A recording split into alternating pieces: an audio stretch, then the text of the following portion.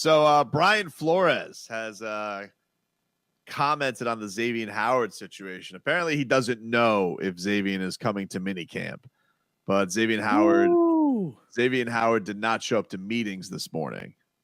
So it was he was. I guess that's leaning towards no. They could fine him up to 90,000, but Flo says that this is it's a contract situation, and says, "quote Each situation is different. We treat these by case. At the end of the day, we're going to keep those conversations internal. It's very unique. It's a renegotiation of an extension, and after 1 year, it's honestly something that hasn't been done before. I'm not saying we're drawing a line in the sand, but different players set the market every year. We love X. I'm going to go ahead and say that right now. We love him. He's a productive player. He's a team player. He's an important player to his team. But again, very unique situation." You know what? He actually did something that a lot of coaches won't do. And that is he went into this situation with the understanding that conversations will be had. Whereas most coaches will go over there and say, hey, we just redid this contract. Yeah. Right? And it'll create friction before either side is heard. Mm-hmm. So what I will say is he handled it probably more diplomatic than a lot of coaches would. And so you got to give him a lot of credit because he must really like X because he went he went really out of his way to not throw anybody under the bus. Right? Where a lot of coaches, 1 year after redoing the contract. I would get it. I would get it if I was the Dolphins and be like, hey, because he is, he's still, what is it? I think he's the fourth highest paid cornerback right now. Yep. It's only, I think it's Jalen Ramsey. I forget the other dude, Byron Jones. I think that makes it weird is the Byron Jones thing. Like that is what makes this a very weird thing. Now, regarding Adams, I would say this, and I have, like, over the years, I have turned on this because I've always felt that, I can understand if you have a 4 or 5 year deal and after 2 years you're killing it and you want to redo your contract, or with 1 year left, you want to redo the contract, because back then they would just tear the contract up, give you a new one, give you money and be on with it. Right?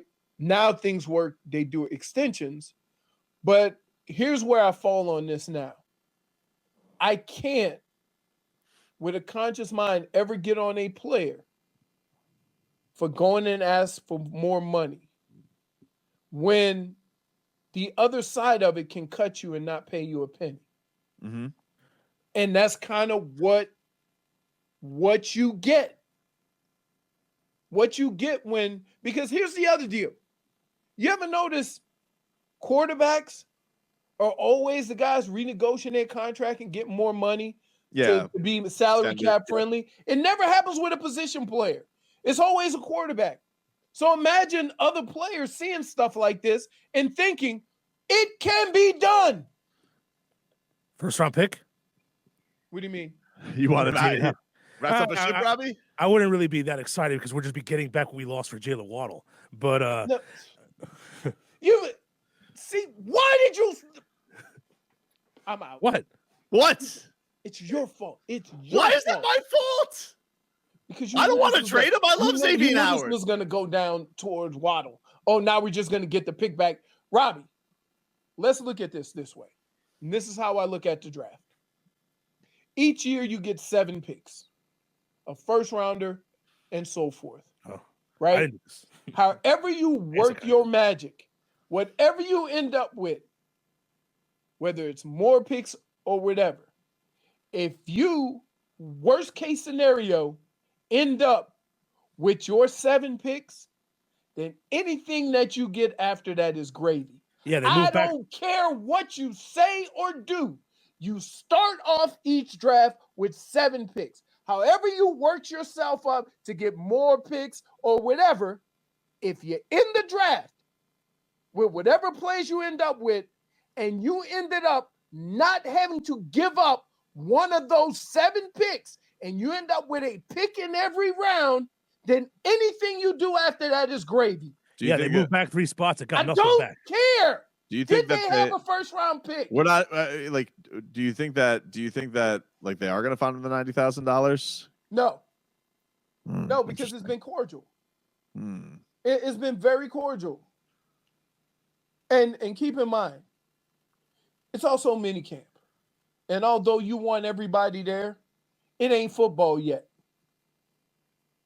Yeah, I mean nobody needs mini camp less than Xavien Howard. Right, but I'm just saying, best player on the team. Right, I'm just saying. So let's let's be clear. Like for the most part, it sounds like both sides are just having talks about it. I think see if we can make this work. I think he's going to get traded before the season starts. You think? Yes. Right. Okay. I mean, you can't rule it out. Like you can't rule it out because you can't have 2 of the top 5 highest paid. Well, they do. I mean, they do. No, they do. Financially, with a salary cap, is that good for your team? I don't know. Not the talent. Like, how does this the money? I mean, like, if you had to keep one, like, is there any way they could trade Byron Jones? Probably not. I would say probably second year of a contract. It's probably like awful. You're not gonna get as much for Brian Jones as you would for Xavien Howard. They're both highly paid guys. Xavien Howard's probably statistically the better corner. He's you're gonna get more. Pro. Yeah, but he's way better. Like, if you're gonna tell me like I'm only gonna spend on one, but the problem is like I don't know. I haven't looked, but I would imagine that trading Byron Jones is probably hard. Yes. Because he makes a lot of money, and I bet it would nuke your cap. I would bet it would probably nuke your cap if you just gave him that deal. Right. But here's the interesting thing about football. You can give a guy more money and it count less against the cap. You understand what I'm saying? Yeah, I'm looking to see what his number would be this year. Yeah, his dead cap would be $28 million this year. Right. But you can restructure a contract, give a guy more money, give him more money up front, and it count less than $28 million against the cap. So, but if he's gone, they can't. Like if he's gone, right, if he's gone, they can't. If he's gone, they can't. He's probably not going to get traded because the one thing you can't do is eat that money. Right. You can't not with what you just paid Byron Jones. You can't afford to eat. You can't afford to have 60 million or 50 plus million in your cornerbacks. Yeah, look with the Falcons had to get rid of Julio Jones, and they couldn't get a first round pick back because But that's only 15 million. Yeah. Now you talk about doing that and basically being 2 Julio Jones. Yeah.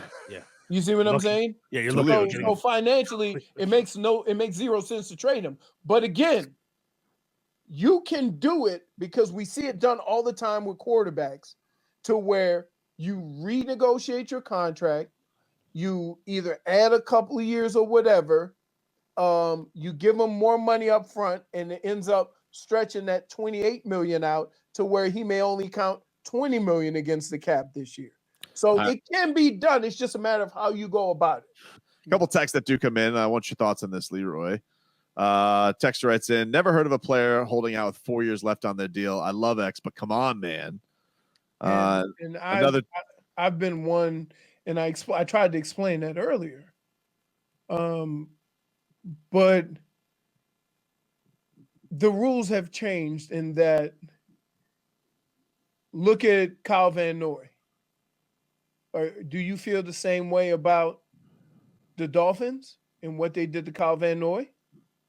No, I actually didn't like what they did to Kyle Van Noy. I thought that was. But that's my point. I thought that was kind of. I thought it was a bad look. I know that some people have said, well, he actually got more money just by letting him go and all that type of stuff, and then he ended up getting a new deal with the Patriots and whatnot. But I still thought like the bigger point was, Kyle Van Noy wanted to be here. Like he wanted to be on the Miami Dolphins. My bigger point in this is that if everybody was okay with what the Dolphins did to Kyle Van Noy, how can you not be okay with whether it works out or not? How can you not be okay with what X is doing? I look at it as the same thing happening, just the opposite sides trying to do the same thing. Another text writes in, Xavien Howard needs to thank Byron Jones. He had the season he had because Jones was on the other side. Quite possible. I mean, think about it. They gave him a lot of money. There's a reason why he gave him a lot of money. It's because he can play. And if the beneficiary is the other corner, then he still got to make the plays, and he made the plays. Right. Like we always said about pass rushers, right? We say, hey, if you have a dominant pass rusher on the other side, it benefits everybody else. Yeah. Olivier Vernon. Olivier Vernon. I was just gonna say that. Okay. Like he benefited from that, and he got his contract, even though it might not have been with the Dolphins. It happens. Look, we are all beneficiaries of some of the guys we play with. When I was in Minnesota, I scored a bunch of touchdowns. You know why? Because I was on the same team with Randy Moss, Chris Carter, and Jake Reed. Maybe they scored a lot of touchdowns because of you. Okay. What? All right. I'm just trying to give you, your shine. But I'm just saying, like, I don't have a problem with that. I don't have a problem with that. I don't have a problem with, when you watch basketball, saying one of the reasons why this guy gets open 3-pointers is because this guy is playing point guard. Do you think because this guy's on the other side? But do you think there is a deal? Like, it's not like they didn't take care of Xavien Howard. Like they did give him a good deal. It's not like he's getting paid. It's not like he's getting paid bum money. No, he's not getting paid bum money. He's not. No, he's getting paid good money. But do you think there's a level of this that he knows? Because it seems like, listen, Flores isn't lying. Like he's genuinely putting it out there that he loves the guy as a player. Do you think that having the head coach, a defensive guy, and being that this is Flores in a lot of ways, he is like Flores' quarterback, like he is. I know he's not like necessarily the guy who calls everything out for the defense, but he's the franchise player on defense. He is. I just look at it from the standpoint of like, it's not football season yet. I think the player has every right, when before I didn't believe that. I really didn't. But when you see more and more guys getting cut and being called salary cap casualties, Juwan James getting cut because he was working out at a YMCA instead of the Broncos facility. Yeah, it's cutthroat. You can't be mad at a player for doing some of the same cutthroat stuff that the teams are doing. Now, to me, you want to fix all this? Guarantee contracts. Make them shorter. Yep. Right? You guarantee contract. Do it Kirk Cousins. Kirk Cousins never had a problem with a contract. But it's Kirk Cousins. Again, if Kirk Cousins can get that kind of contract, why can't anybody else? Like the team always wants that flexibility if you suck. Okay? Why can't the player go in the same way that say, but if I'm great and I exceed this and 3 guys start getting paid more than me, I'm coming right back. That's what you got set up. That's the system that's set up. So if we're going to be okay with what the NFL does and what these teams do and what these coaches do, you kind of have to accept the fact that the players may do it too, and it's just part of the game. Yeah, it's such a convoluted system in its place. Like like you said, like with the way that quarterbacks can be fugazi with their contracts and extend them and get money up front or put it on the back, all that type of stuff. Like there's so much cap jujitsu that goes on with this type of stuff that it would feel like even like the NBA, it's all guaranteed contracts. Even that feels sometimes conflated with how you're able to work guys in with space and all that. With football, like look at how baseball does it. 1 million, 2 million, 30 million, 70 million, 100 million. Signed a $200 million deal. Crazy. Guys get $12 the following year. We'll keep an eye on this. Obviously, this will be something that's that'll be interesting throughout the. It's not surprising. I think we all kind of saw that the breadcrumbs were there, and this was going to probably be a thing. But it'll be interesting to see how it turns out. Because if it does get bad, then they probably will start having those calls that Robbie's talking about, and say, what can we get for him if it goes that sour. So we'll see. It could end up being something that's that plays even into training camp. We will talk to you guys. You can't wait to start ringing. He's going to be thinking about scenarios and how he can get picks back all day. That's going to be what his Tuesday is going to be. Tomorrow's show is going to start off with, okay, working on some stuff. Now back in 2014, this is what was traded for. Hear me out.